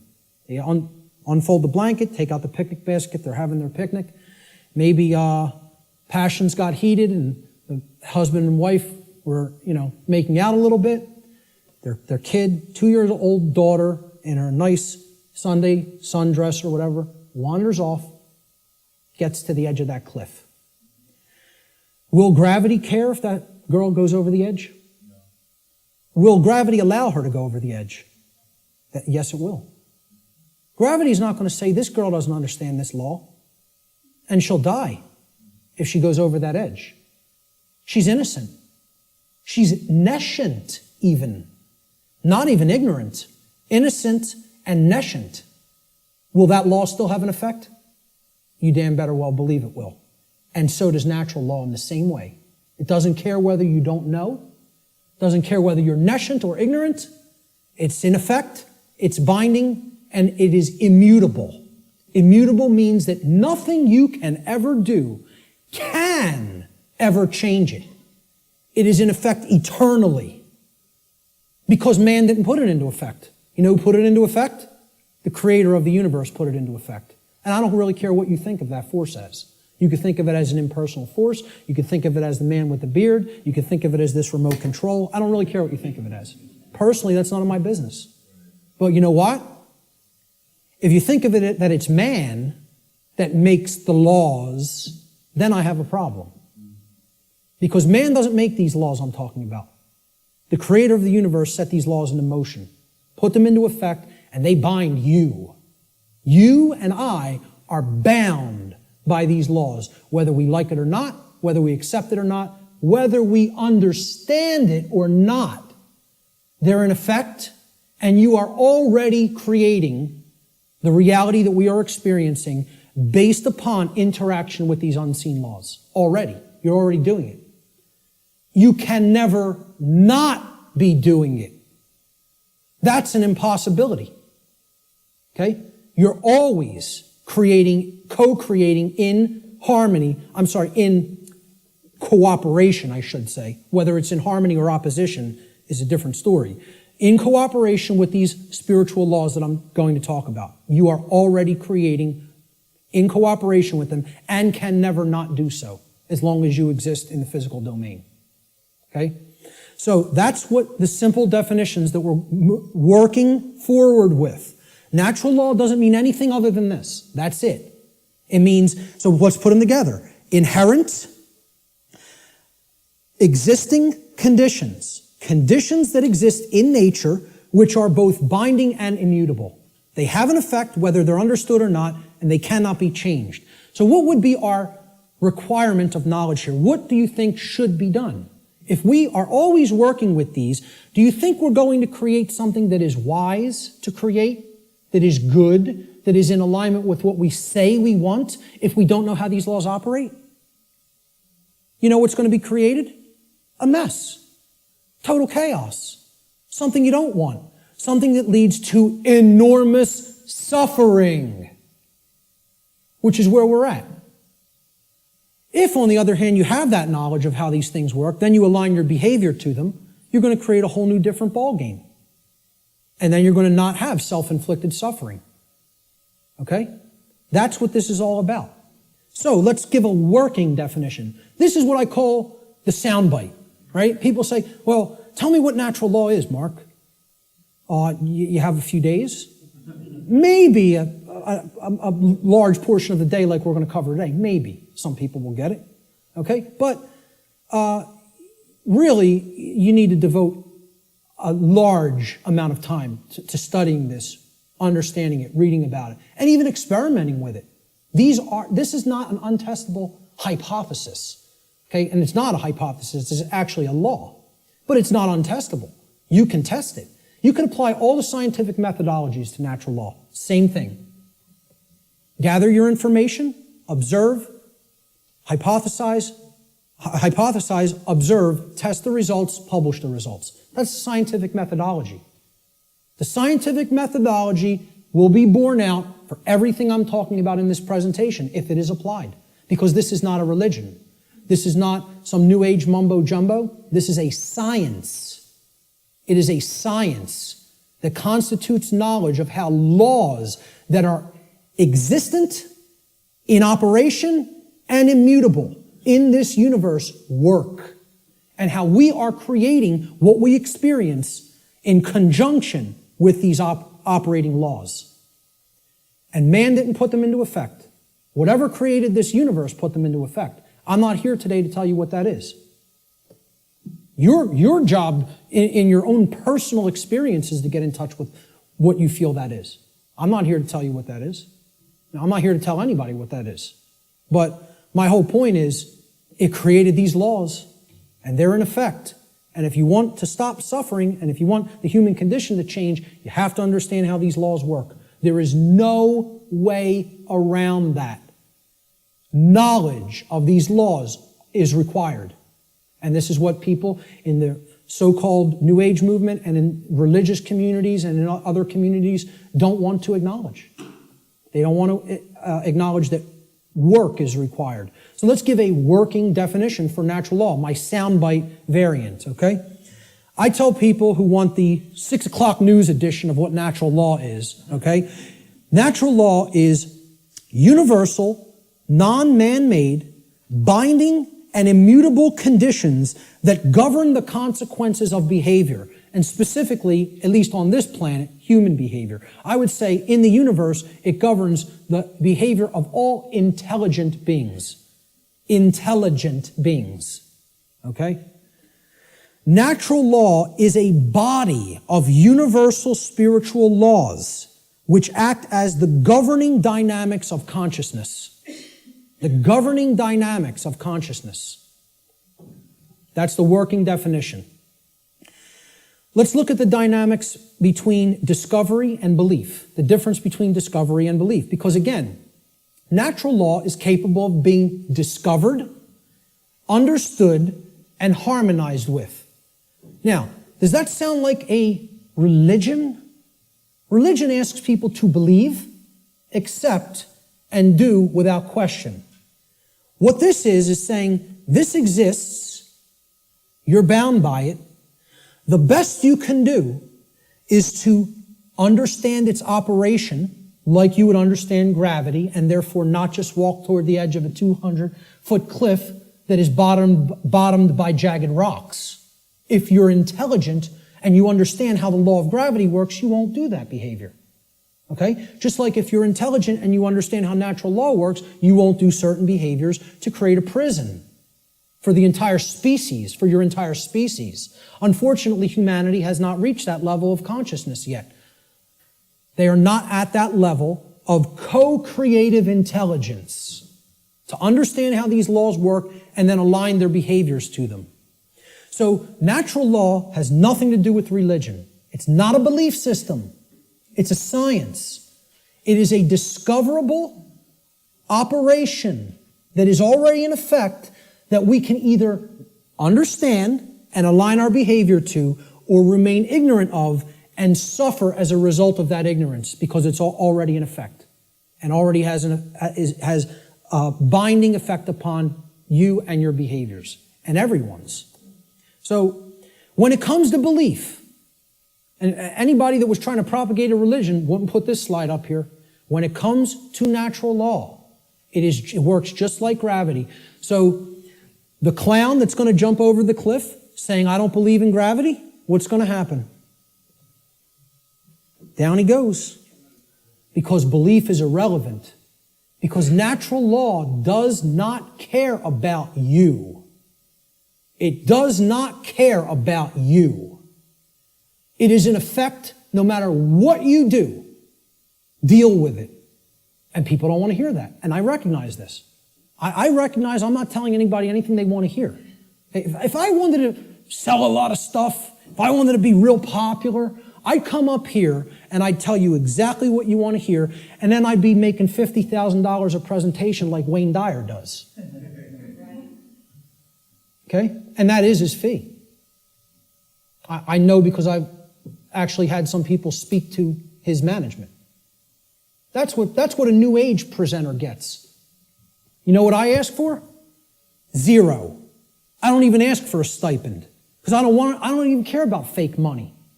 I care about making real money. Real one eye. The word money is actually one eye. And people don't even have said it 1 billion times in their life and never recognize what they're saying is one eye. And it's the symbol of the one eye, which represents spiritual enlightenment, is plastered all over the $1 bill. Okay? Well, this is the one. See, I tell people, I'm a poor man when it comes to the fake money, but I'm very rich in the real stuff. The real thing, I have tons of. The fake stuff, I don't do so well with, and I don't care. It's not what I'm concerned about. I know it's fake. Okay? So I don't ask for a stipend when I present. I tell whoever's setting up the presentation, pay for my travel and lodging. Hook me up with a dinner or whatever. That's it. I'll come out and speak anywhere. Okay? The point is, if I was trying to appeal to somebody's ego and what they wanted to hear, I would tell you your beliefs are very important. Your beliefs shape. And they do shape your reality. In a negative way, if you don't align yourself with truth and you want to stay attached to a belief system because you prefer it over what's real, okay? So when it comes to natural law, I'm not telling people don't believe in yourself. I think people will say, there's forms of belief that are good. Yeah, I acknowledge that. I understand that. Believe in yourself. Believe in your own ability to come to this understanding of information like this. But I'm explaining when it comes to a law that is existent in the universe, your belief doesn't matter. It's irrelevant.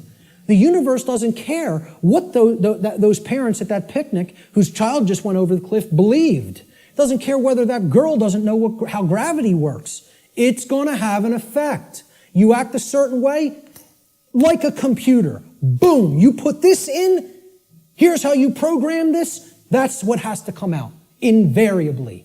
Invariably. It is nothing personal. Natural law is not a personal force. It is an impersonal force. That every single mystery tradition and occult tradition that has actually wanted to share this knowledge with people has been telling people about and attempting to tell people about since time immemorial. It is an impersonal force. It does not care about you. It does not worry or care in the slightest bit whether you understand it or accept it or not. It is in effect, you are bound by it, the end, and stop crying in your milk over it. That's it. No one wants to hear that. And I'm not so naive that I recognize people don't want to hear that I don't recognize that. I do recognize that. Believe me, I realize the wall I am up against in saying this. I get it fully. Fully. If I wanted to blow smoke up people's rear ends, I'd come up here and I'd say, the universe cares about you and what you believe. And it's going to gauge that, it's going to look at all that, and it's going to tabulate it, and it's going to say, well, what did he believe when he took this action? It's not going to say that. It's going to say, is this what happened? Yes or no?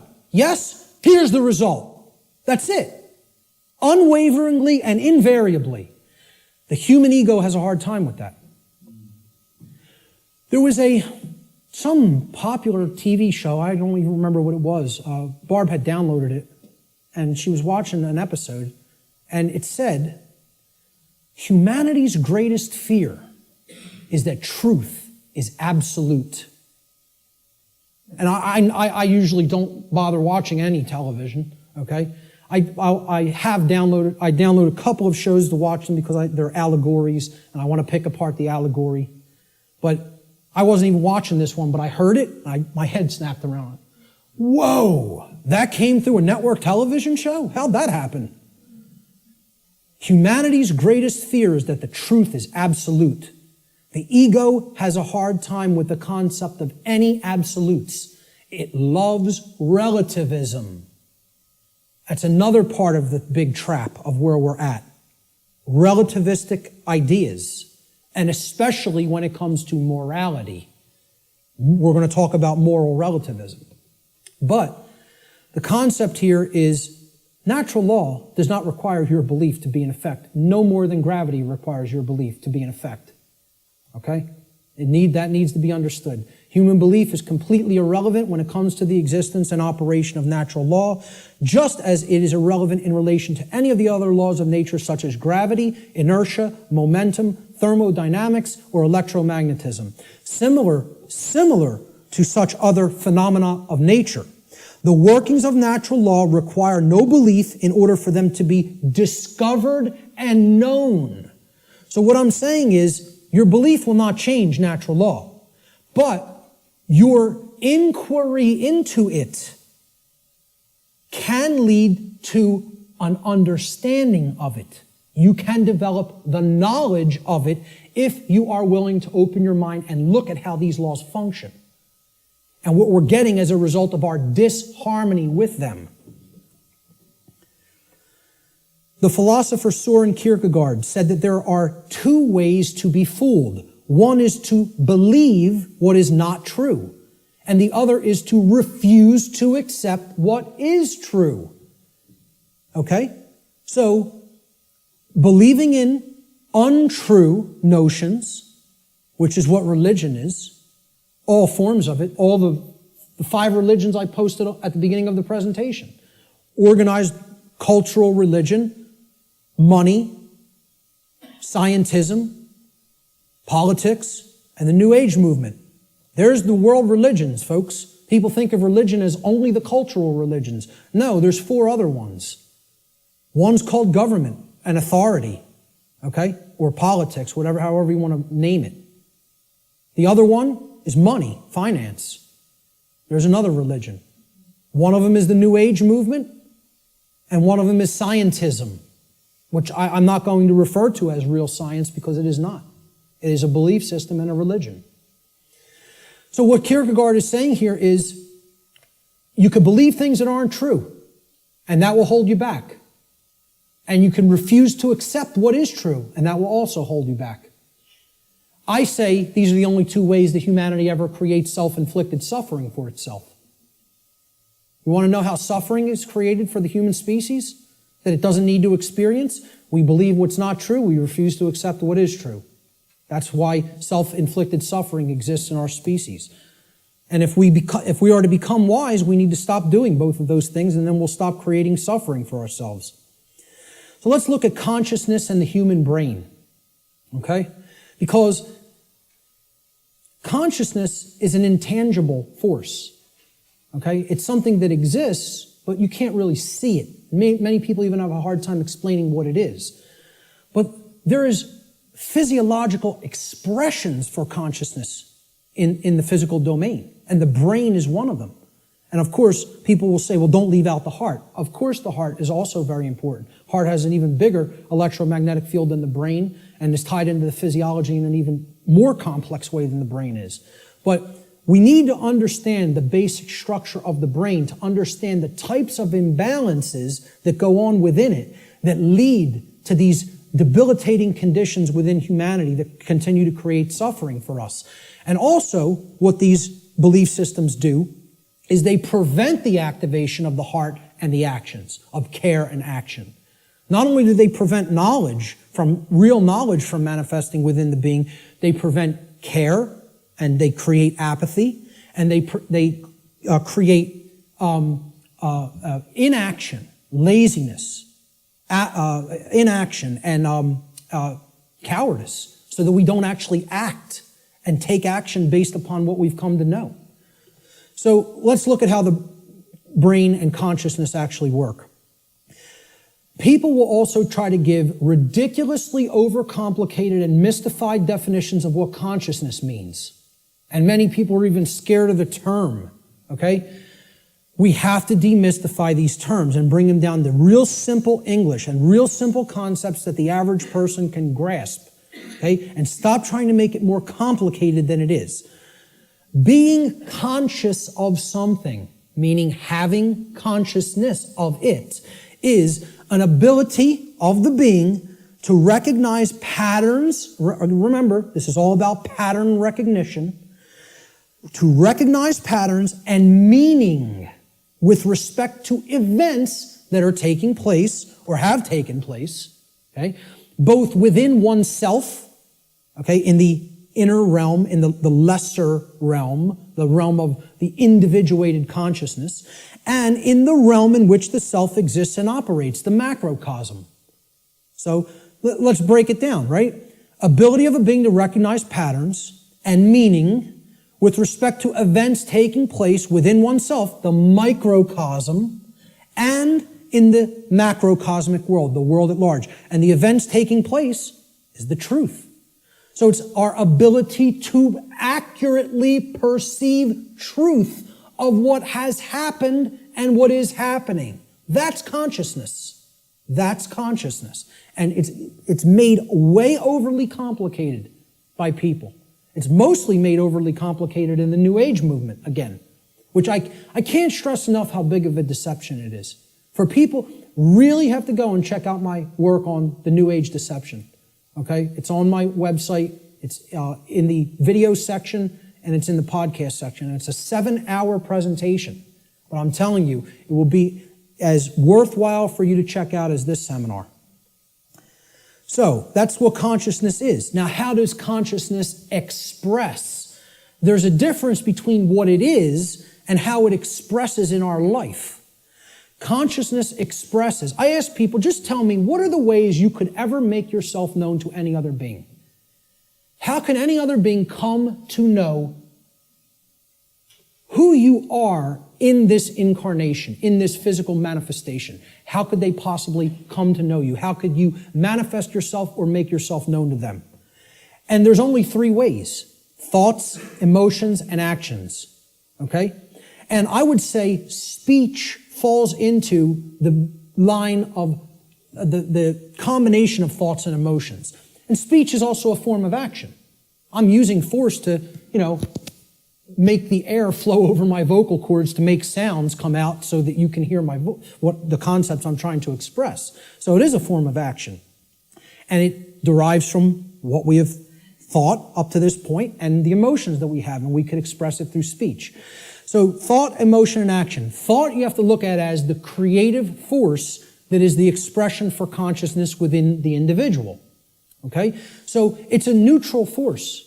You don't look at your thoughts as masculine or feminine, do you? But you do look at them as creative forces. In order for anything to manifest in the physical domain, it had to first exist as a thought. This computer, somebody had to envision all the parts, how it works, how it's put together. Okay?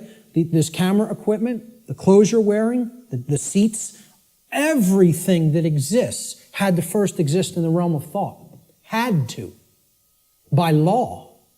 Then it comes into physical manifestation through action. Your emotions are a polarized component, you could look at it as.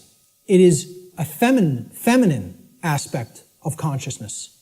Because other people don't feel your emotions. They could perceive or sense them. You're the one who's feeling the emotions in your physiology. It's an internal expression.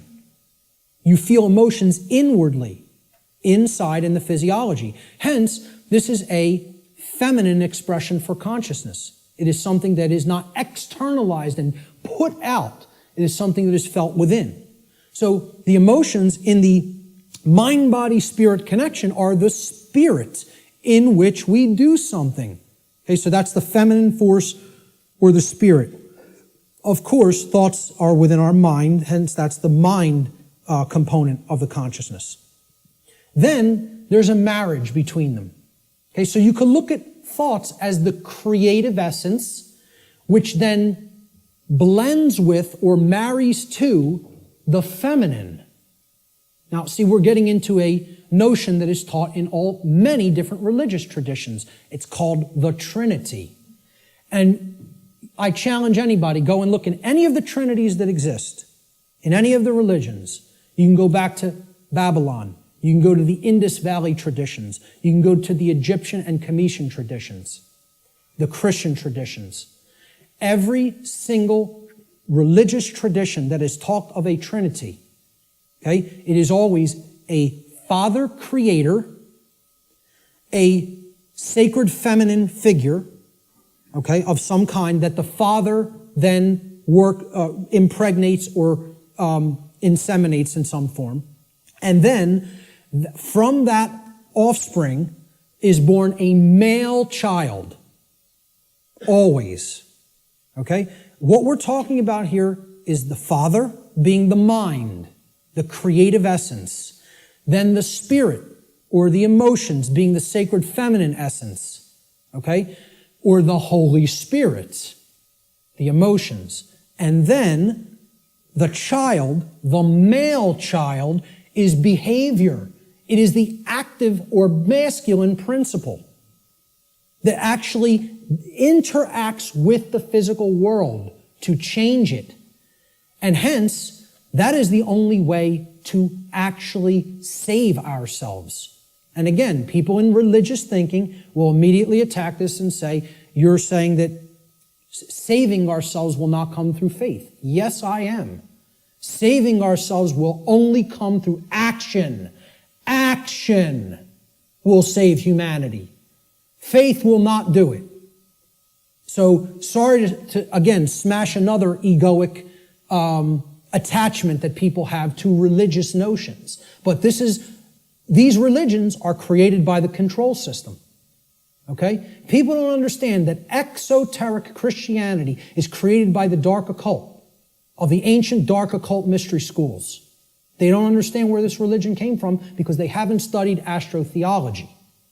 And I'm not telling you there's no good concepts in any religion. I say take all the good concepts and leave the nonsense. Because one of the nonsense is that you need to believe in something to be saved from the current human condition.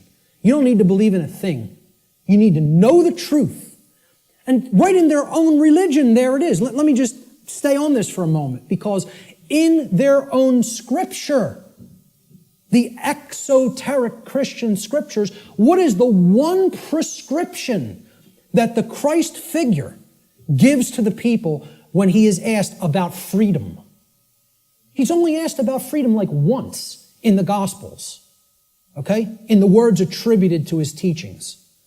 And they want to know what will save us, what will make us free, and what is his prescription?